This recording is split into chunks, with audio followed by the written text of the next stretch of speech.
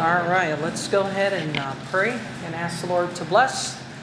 Father in heaven, we thank you, Lord, for the honor, the privilege we have to study the Bible, and we certainly thank you for your grace and your mercy. We thank you, Lord, for those that are here. We are praying for those who could be here but are not. We do pray you heal them and touch them and help them to feel better. And I pray, God, that you'd be glorified in our midst, that we would bring honor and glory to you. And I pray that we would learn the principles of Scripture and apply it to our lives and help us to be a blessing to others, Lord, that we may point people to Jesus Christ. And we thank you, Lord, for your love for us again and your mercy. Cleanse us and forgive us of our sins. Help us to live as unto you, Lord. Fill me with the Spirit, Holy Spirit's power, Lord, to communicate clearly your biblical truth. We ask your blessing upon us in Jesus' name. Amen and amen. All right, so 1 Samuel chapter 2, ito yung tinatawag na birth of Samuel, part 2. So dito nakita natin last week yung pagpupuri, yung praise ni Hannah. Brother Kirk's here. Good to see you, Brother Kirk. Sa chapter 2 tayo, yung study notes. May nandito sa akin. Nandiyan sa'yo. Okay, still have it. Alright, so chapter 2 tayo. At nakita natin last week yung prayer ni Hannah. Yung praise and prayer and song of rejoicing ni Hannah. So hindi naman, kumbaga, karaniwan sa Bible, halimbawa, Song of Moses, the Song of Deborah, the Song of David, the Song of Mary. So talagang tanyag sa scriptures yung mga songs of victory.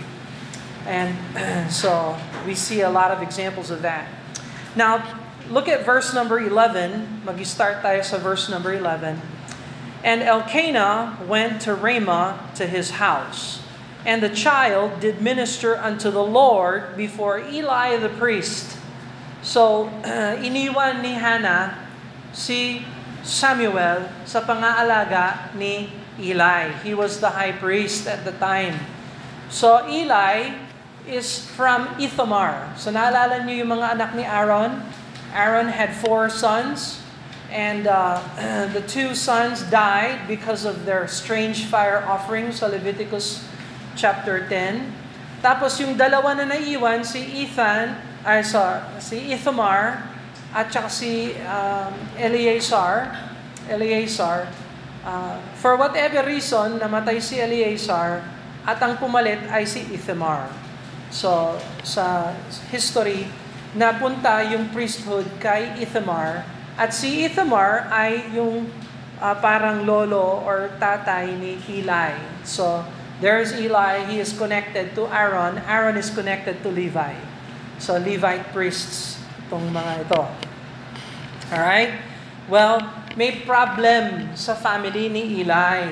So, tingnan mo, yung priesthood ay na-corrupt dahil sa false worship and false practices and sins ng kanilang tatay. So, men, napakahalaga ang men sa tahanan na tayo ang maging example. Kasi may dala natin yung mga anak natin sa Panginoon, hindi sa pamamagitan ng pagsermon or pagsigaw or yelling or speaking, pero sa example. Ang example ang pinakamalakas, pinakamagandang way na makita nila ang true worship ng Panginoon. Amen? So, very good. Now, unfortunately for Eli, he wasn't just a poor example to his children, but he did not restrain his children. He rebuked them, but he did not restrain them. And we'll see that, the corruption of the priesthood. So, verse 12. Now, the sons of Eli were sons of Belial. Sons of Belial. Where did we find this phrase, sons of Belial? Well, we go over to Judges chapter 19. Judges chapter 19. Naalala ninyo yung priest na pagala-gala, nadala niya yung kanyang concubine sa Judges? Do you remember the concubine? And the priest, well, they stayed at Gibeah And the Gibeonites, Judges chapter 19, verse 22. Judges 19, verse 20. Let me go back to Judges here. I'm in Jeremiah. Let me go back to Judges. Judges 19, verse 22. Now, as they were making their hearts merry, behold, the men of the city, certain sons of Belial. So, sons of Belial is a title sa mga tao na naglalasing, sa mga title sa mga tao na bakla, LGBTQ, or whatever. These were immoral, these were idolaters, these were drunkards, and so they were called the sons of Belial. Well, who is Belial? Who's Belial? So Belial is a false god. He's a god of the Canaanites, Belial. Go to 2 Corinthians chapter 6, verse 15. Sabi ni Paul sa 2 Corinthians chapter 6, verse 15. 2 Corinthians 6:15 says, "And what concord hath Christ with Belial?" So ano yung fellowship? Ano yung kaugnayan ni Christ kay Belial? Ang sagot, wala. So Christ is the true living God. Belial is a false god. Satanic, devilish, wicked. So if you're a son of God, halimbawa, tinanggap mo si Jesus Christ, but as many as received Him, to them gave He power to become the sons of God. O di anak ka ng Diyos kung tinanggap mo si Jesus Christ. Eh kung hindi mo tinanggap si Jesus Christ, what are you? Sons of? The sons of Belial. So at walang kaugnayan. So idolatry, adultery, immorality, magkasama lahat yan. Drunkenness, homosexuality, all of that is included in this idea of sons of Belial. Now the sons of Eli were the sons of Belial. They knew not the Lord. Hindi nila nakilala ang Panginoong Diyos or si Jehovah. So pag nakita mo yung capital L, capital O, capital R, capital D sa King James Bible, ang language sa likod niyan ay Jehovah. Okay? Sa English, sinalin lang sa L-O-R-D na capital letters. Kasi yung New Testament na katapat ni Jehovah ay Kurios Lord. At tinawag ni Jesus Christ Lord yung kanyang ama. Therefore, Lord sa Old Testament sa pangalang Jehovah. You could translate it Jehovah, that's fine. Or you can have it like it's translated here, Lord, capital L-O-R-D, capital lahat. Para hindi ka malito. Pag nakita mo yung maliit na O-R-D, master yon, master. Pero pag capital O-R-D, capital, Jehovah yan. That's the name of God. And they knew not the Lord. Hindi nila nakilala si Jehovah. Biro mo, priest ka, nagsaserve ka sa tabernacle, and you don't know the Lord? Is that possible? Yes. It's possible to be in the ministry and not know the Lord. So, talagang hindi nakikinig ito pag nag-church. Biro mo, maglilingkod ka sa Panginoon, hindi mo kilala yung pinaglilingkuran mo. That's foolishness. But it happens, it can happen. Verse 13, and the priest's custom with the people was that when a man offered sacrifice, priest servants came while the flesh was seething with a flesh hook of the 3 teeth in his hand. And he stuck it into the pan and the kettle or the cauldron or pot, and all the flesh hook brought up, the priest took for himself. Nagnanakaw siya ng mga inialay ng tao para sa tabernacle. So yung priest, tandaan natin, yung pag-worship sa tabernacle noon, ang dinadala ng tao ay yung kanilang mga hayop offering. Ang ginagawa nitong nila Hophni and Phinehas, itong dalawang itong anak ni Eli, ay sinusungkit nila yung karne na dapat na sinusunog complete. Tapos linalagay nila sa sarili nilang lalagyan. Tapos pag tapos na ang lahat, lulutuin nila, kakainin nila yon. So they are thieving from the offering. They are thieving from the offering. So they did in Shiloh unto all the Israelites that came thither. So they did this in Shiloh. So yung tabernacle sa ngayon ay nakasenter sa Shiloh. Okay? So remember, there's always a place of worship. And Shiloh ngayon, pagdating ni King David, Jerusalem. Ililipat yan sa Jerusalem. And verse 15. Also, before they burnt the fat, the priest's servants came and said unto the men that sacrifice, Give flesh to roast for the priest, for he will not have sodden the flesh of thee, but raw. And if any man said to him, Let them fail to burn the fat presently, then take as much as thy soul desireth. Then he would answer him, Nay, but thou shalt give it me now, and if not, I will take it by force. Corruption. Yung karne na dinesign para i-offer sa Panginoon ay ninanakawan ng mga priest at dinadala, kinokonsume ng priest sa kanilang sarili.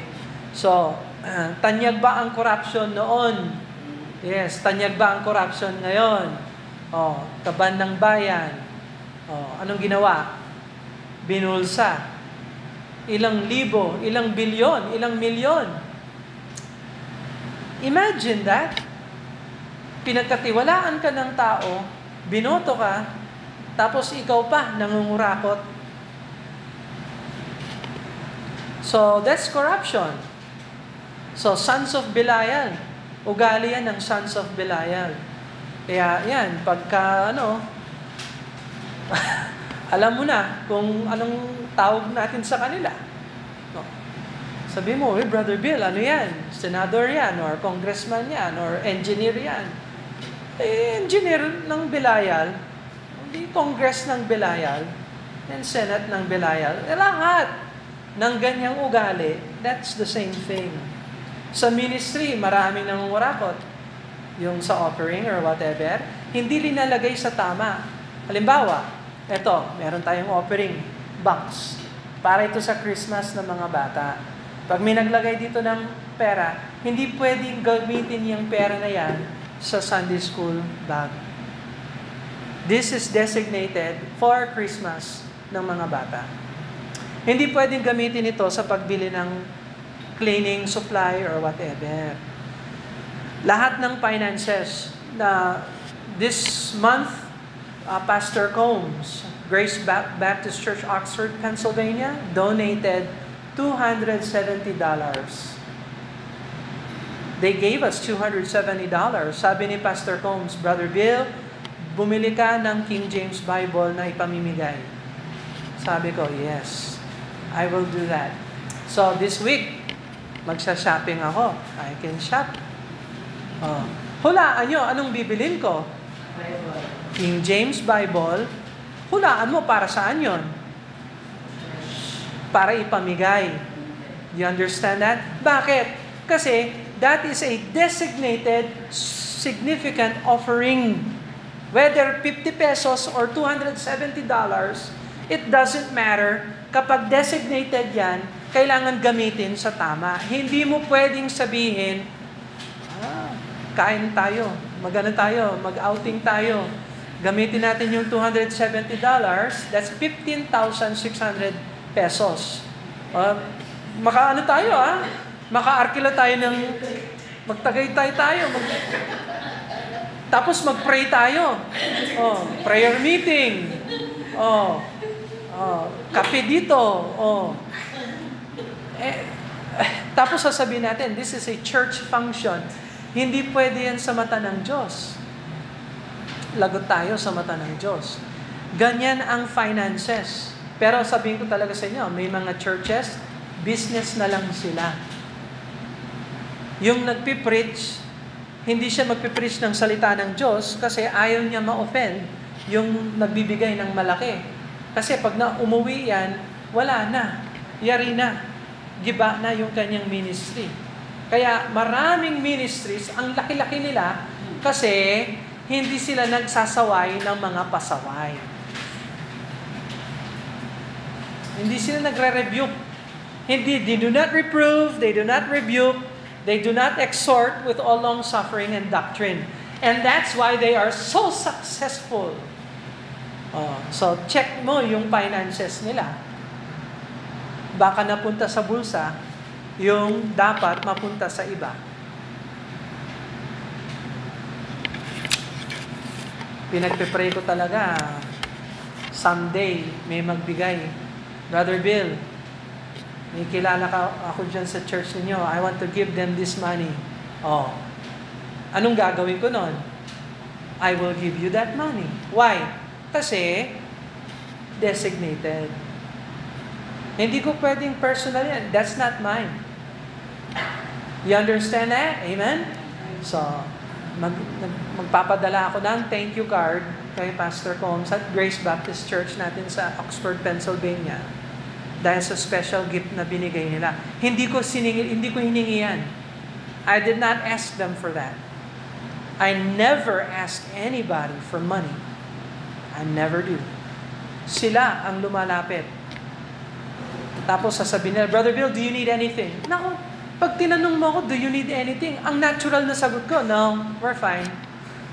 Yan ang natural. Pero sa isip ko, ay talagang may needs ako, huwag kang magtanong. Bigay mo na. Klaseng tanong yan. Do you need anything? Siyempre, sasabihin ko, no. Pero sa isip ko, yes! Dami kong needs. Ikaw klaseng tanong yan. Parang lalapit ka sa lasinggero. Gusto mong uminom? Siyempre, yung mga lasing. Anyway. But watch corruption. So ngayon, nakikita ng Pilipinas yung corruption natin. Nakakasakit talaga sa isip, sa puso, na masikmura mo na kumain ka ng maayos na meron kang luxury cars habang yung kapwa mong tao nasa labas nalilepto kasi may baha na sana inayos mo. I'm dumbfounded. I am dumbfounded. Tingnan mo yung ang daming pwedeng gamitin sa pera. Imbis na ilagay sa tama, nauwi sa jet, helicopter, and so on and so forth. So ministry is no different. Maraming mga preacher, magpadala kayo ng pera dito, pagpe-pray ka namin, bigyan ka namin ng langis, and so on and so forth. Panyo, padala kami ng panyo sa inyo, or whatever, haplos ilagay nyo dito yung mga panyo. Hindi mo alam, may spirito yan. Anyway, corruption. So, may sistema naman ng Diyos kung paano mag-finance. So, hindi naman crazy ang Diyos. You know, God is an economic God. May sistema ang Diyos, and God can bless, and God certainly blesses those who bless Him. So, when you tithe and you give your offering, you are honoring the Lord. Ngayon, i-honor ka ng Panginoon dahil ino-honor mo siya. So, ang dami niyang I'm not going to teach on giving, but I'm just saying corruption is real in society, even in the churches, but so is honoring the Lord and blessing the Lord and the Lord blessing us in return. All right, so Leviticus chapter 7, go to Leviticus chapter 7 for example. Ito yung talagang tama. This is the real offering that God designed that Hophni and Phinehas violated. Leviticus chapter 7 verse 34. Leviticus 7:34. For the waved breast and the heaved shoulder have I taken of the children of Israel from off the sacrifices, off their peace offerings, and have given them unto Aaron the priest, unto his sons, by a statute forever from among the children of Israel. So, yan ang system ng Panginoon. May portion talaga para kay Aaron, may portion talaga para sa kanyang mga anak na nagsuserve sa tabernacle. The priest lives off of the offering of the tabernacle. That's basic. Ang problem, pagdating sa 1 Samuel chapter 2, imbis na mabuhay sila sa portion na binibigay sa kanila ng church or ng tabernacle, nang-aabuso yan. They go beyond and they acquire more and they corrupt the priesthood. At nakita naman yan ng Panginoon Diyos. Alright, so verse 17. Wherefore the sin of the young men was very great before the Lord. So who are these young men? The sons of Eli, Hophni and Phinehas, and they are also equally the sons of Belial because of what they did, the sins that they've committed. Their sin was very great before the Lord, for men abhorred the offering of the Lord. So talagang alam mong Baptist yung mga ito. Kasi dahil sa kalokohan na ginawa nila, maraming na-offend. Marami nang hindi sumusunod sa Panginoon. And so, you could see this sin spoils and destroys and then it spreads. And the sin of a priest causes the sin of the people. And so, kung corrupt nga naman yung leader mo, ano mangyayari sa mga sumusunod sa leader?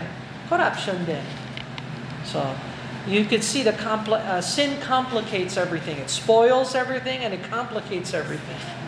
Verse 18, but Samuel ministered before the Lord. So praise God, kahit na nasa gitna kayo ng apostasy, kahit nasa gitna ka ng dark times, God still has a people that is ministering unto the Lord. So yan ang challenge natin.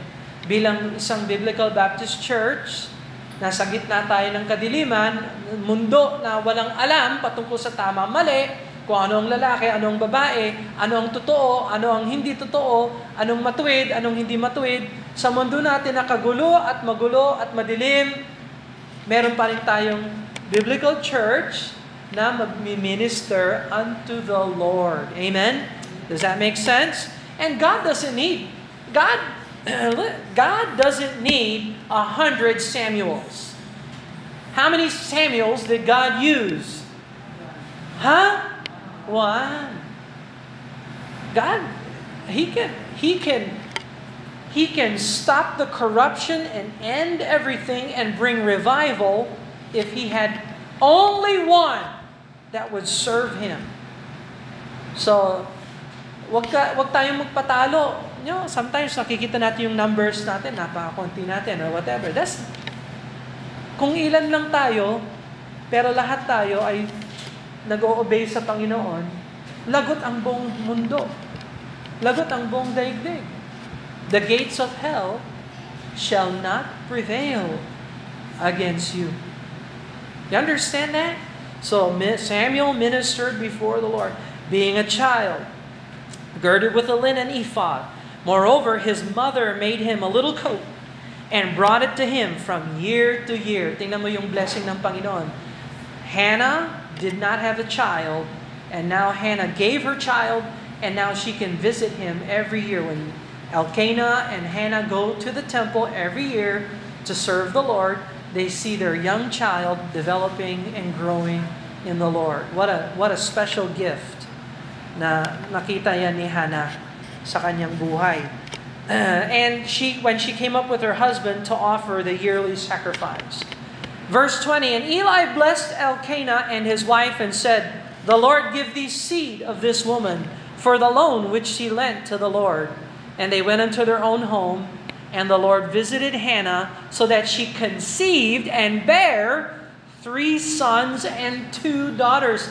Mas lalo pang nanganak si Hannah dahil sa blessing na binigay sa kanya ng Panginoon.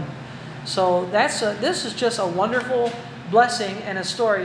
Hannah is a very godly, virtuous woman. Very godly woman. And God blessed her with more children. And Samuel grew before the Lord. So, is it possible to grow in the Lord in the midst of apostate, dark, sinful times? Yes, it is. Amen. So, be encouraged. Mag-encourage tayo sa Panginoon. possible tayong lumago sa Panginoon kahit na gaano kasama ang mundo natin, sistema or whatever. Kung desidido kang lumago sa Panginoon, lalago ka sa Panginoon. Amen.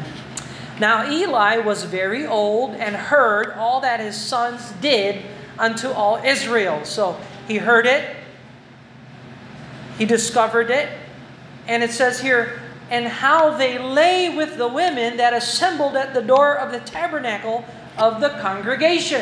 So sa tabernacle, hindi lang pala yung mga lalaking priest ang may tungkulin. May mga tungkulin din yung mga babae. Hindi sila priest, but they're serving in the door of the tabernacle. Go to Exodus chapter 38. Exodus chapter 38. So anong tungkulin ng mga ladies na ito? Exodus 38 verse 8. Exodus 38 verse 8. And he made the laver of brass and the foot of it of brass of the looking glasses of the women assembling. So para silang mga sundalo. They're assembling, which assembled at the door of the tabernacle of the congregation. Yan yung mga ladies na naglilinis and they are cleaning. So they're responsible to clean, to polish, to take care of the tabernacle, laundry, serving. They're serving. So anong ginawa ni Hophni and Phinehas? They committed immorality with those women. And all Israel heard about it. So they caused a bad reputation in the land. Verse 23. And he said to them, sabi ni Eli, going back to 1 Samuel chapter 2, verse 23, and he said to them, why do ye such things? For I hear of your evil dealings by all this people. Sinusumbong na kayo ng taong bayan, ba't ganyan kayo? Why are you doing these things? Nay, my sons, for it is no good report that I hear. Ye make the Lord's people to transgress. Ingatan nyo yung testimony ninyo. Kasi yung testimony ninyo ay magiging either positive para sa Panginoon or negative. So, nagkakasala tayo, ang masama dyan, maapektuhan yung family natin o yung iba nating kapwa mananampalataya. Do you understand that? So, that's not a good thing. Verse 25, if one man sins against another, the judge shall judge him. But if a man sins against the Lord, who shall entreat for him? Tama nga naman. Pag nagkasala ka sa tao, at least may hukom na may tutuwid yung kamalian mo sa tao. Kung ang kasalanan mo sa Diyos, ngayon, hahatulan ka ng Diyos. Ikaw ang lagot. Notwithstanding, they hearken not unto the voice of their father, because the Lord would slay them. And the child Samuel grew on, and was in favor both with the Lord and also with men. So, itong language na ito, Samuel grew in favor with God and men. Who else grew in favor with God and men in the New Testament? Jesus Christ. Luke chapter 2. Go to Luke. So, si Luke, you'll only find this in the book of Luke because Luke was what's his job? Huh? Yes, he's a doctor, he's a physician. Kung physician ka, interesado ka sa development growth ng tao. And that's why Luke, it's no question why Luke put it there. Luke chapter 2 verse 52. Luke chapter 2 verse 52. Let me see here. And Jesus increased in wisdom and stature and in favor with God and man. So, pag-aralan nyo yung book of Luke, ang dami ni Luke na medical. Puros medical si Luke. Tinanong niya si Mary, Mary, were you a virgin when Jesus was born? Who would be interested in that? A gynecologist doctor. Jesus, when were you circumcised? 12 years old. Record niya yan. Who's interested in circumcision? 8 days old pala, 8 days old. Who would be interested in that? Dr. Luke. Jesus, pediatrician. Luke, Jesus grew in stature, 12 years old, in favor between God and man. Who's interested in these things? Luke. Kaya pag nakita mo si Anna and Simeon, sabi niya, si Anna matanda na siya. Si Simeon matanda na rin siya. Sinong interesado sa mga edad ng tao? Yung doktor. Kaya pag nagpa-doktor kayo, ang gusto ng doktor, lahat ng patungkol sa history mo. Yung nanay mo, tatay mo, sinong diabetic dyan, sinong may high blood dyan, i-record yan. Why? Kasi that's the nature of a doctor. They want to know everything about you. Anong kinain mo? Anong kinakain mo? And so on and so forth. Dr. Luke. So, Samuel, so sa palagi ko, si Dr. Luke, nakapagbasa siya ng Samuel. At nakita niya, Samuel grew both in favor with the Lord and also with men. And Luke said, Jesus grew in favor with the Lord and with men. Alright, so just pinapakita ko lang sa inyo sa Bible, meron tayong tinatawag na intertextuality. Intertextuality. Yung lumang tipan ay nag-i-inform sa bagong tipan at yung bagong tipan palaging nagre-reference sa lumang tipan. May relationship yung Old and New Testament. Okay? Alright, now, verse 27. Verse 27, and there came a man of God unto Eli. So ngayon, nagpadala ang Diyos ng man of God. Man of God. So, isa ito sa mga pinakamaagang evidence na ginagamit ng Diyos yung kanyang mga propeta. God uses prophetic men. And prophetic men are men na may message na nanggaling sa Diyos.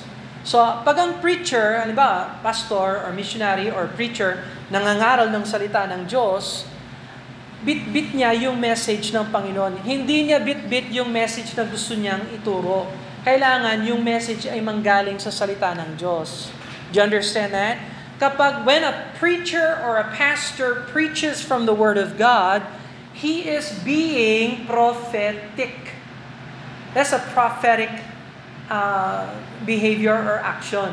Now, if a preacher-teacher is not preaching the Word of God, he's just preaching what he wants, then there's no authority there. There's no power. There's no Word of God. So, the only authority we have as preachers and teachers is to preach and teach what God has given us in the Scriptures. And there's power in the Word of God. Etong pwedeng magbago sa tao. Etong pwedeng magbigay ng pag-asa sa tao. Yung Word of God. Kaya huwag tayong ma-impress sa... Tingnan mo, yung ibang man of God, matangkad. Yung iba, short. Yung iba, mataba. Yung iba, payat. Yung iba, preacher, mahangin. Talagang kumakain ng hangin yan. I think si Pastor Courtney, naalala niyo si Pastor Courtney Lewis? Para siyang bulldog sa pulpit yan. Pag nag-preach yan, naku, grabe, kakainin ka niyan. Yeah. So, so on. Pero, ang tanong, is the message rooted in the Scriptures? Pag yan ang nasa Scripture, he is a man of God. Kaya siya man of God. Now, yung language ng man of God sa Hebrew is Ish Elohim. Ish Elohim. So, sa Hebrew, Aleph, Yod, at saka Shin. Shin.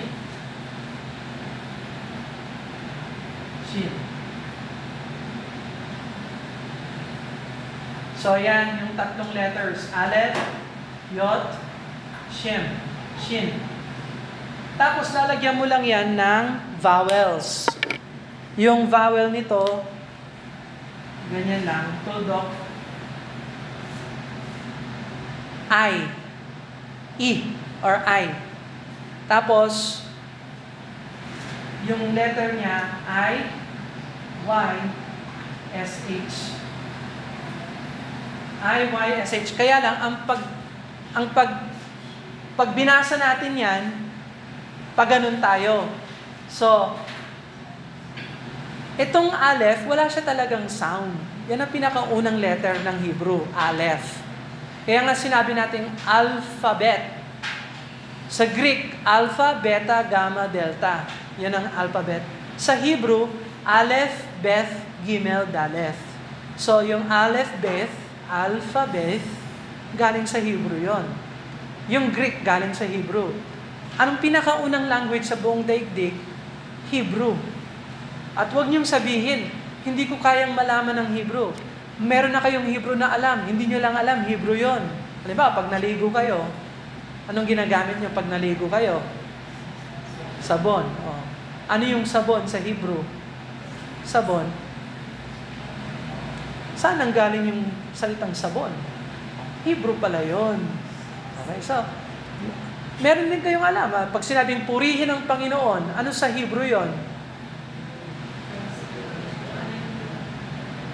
Hallelujah. Oh, Hebrew yon. Halal is praise. Lu is the. Yung Ya is Jehovah. Hallelujah. Praise the Lord. Alright, so anyway. So ito, pag binasa mo yan, pag ganun ka. So that would be ish. So sa English, ish. Pag ganun tayo, ish. So, man, ayan, vocabulary word, man, ish. Pag babae, lalagyan lang ng A. Isya. Kaya nung nakita ni Adam, si Eve, sabi niya, woman. Oh, yung Hebrew niyan, isya. Pero pag lalaki, ish. Okay? So, man, ay yung pangalan ng Panginoon, Elohim. Elohim. So, eto ngayon yung letters ni Elohim. Is Aleph ulit. Aleph. Tapos yung L, parang baliktad siya. O baka yung L natin ang baliktad. Baka tayo ang baliktad. Siguradong tayo. Kasi sinumpa ng Diyos yung Tower of Babel. Doon nagkahiwa-hiwala yung mga languages natin. Tapos yung H, ganyan. Tapos yung M. Yung letter M,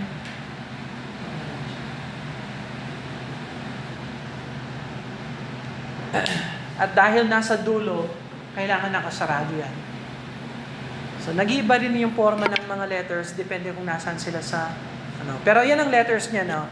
E,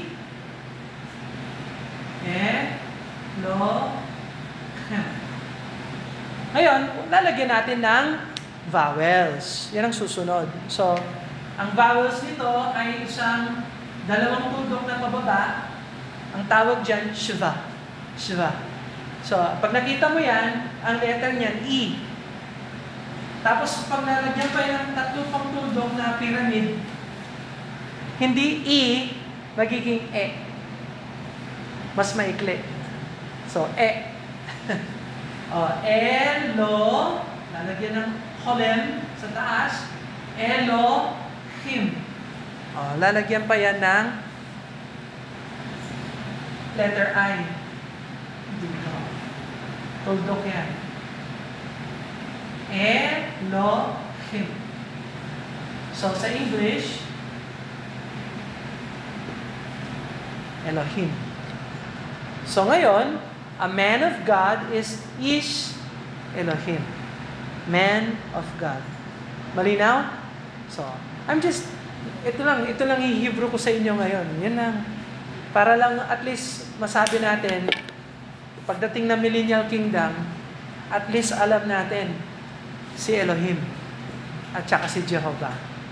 Kasi ang ibig sabihin ng Elohim sa English is God. God. Is man.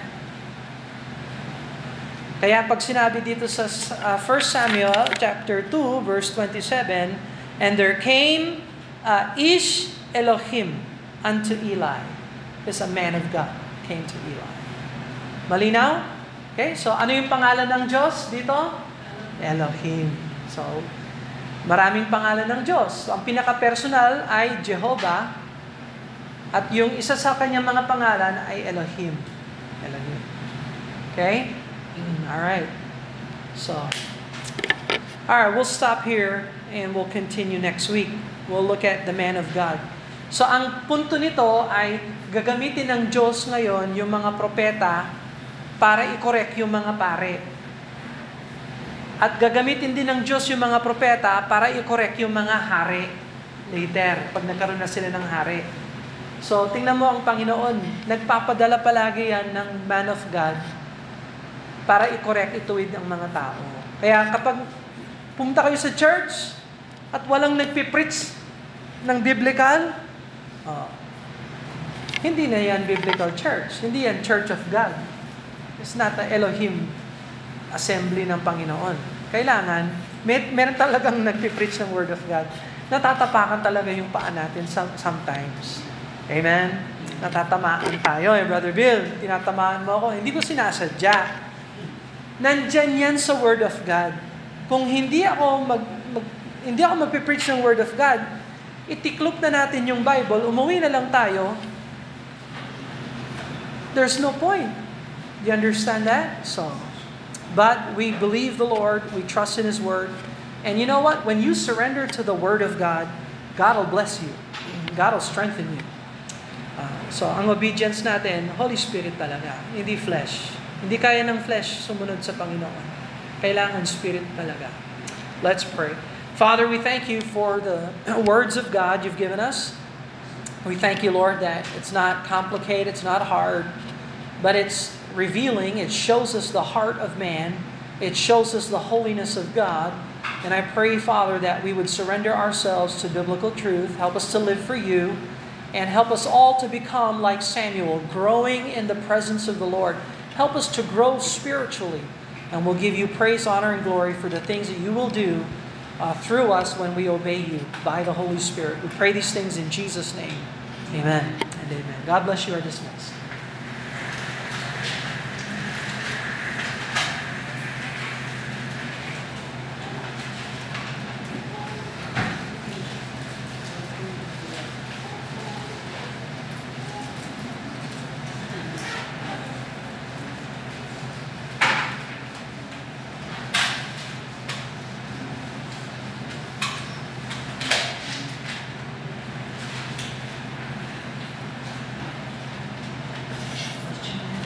Huh?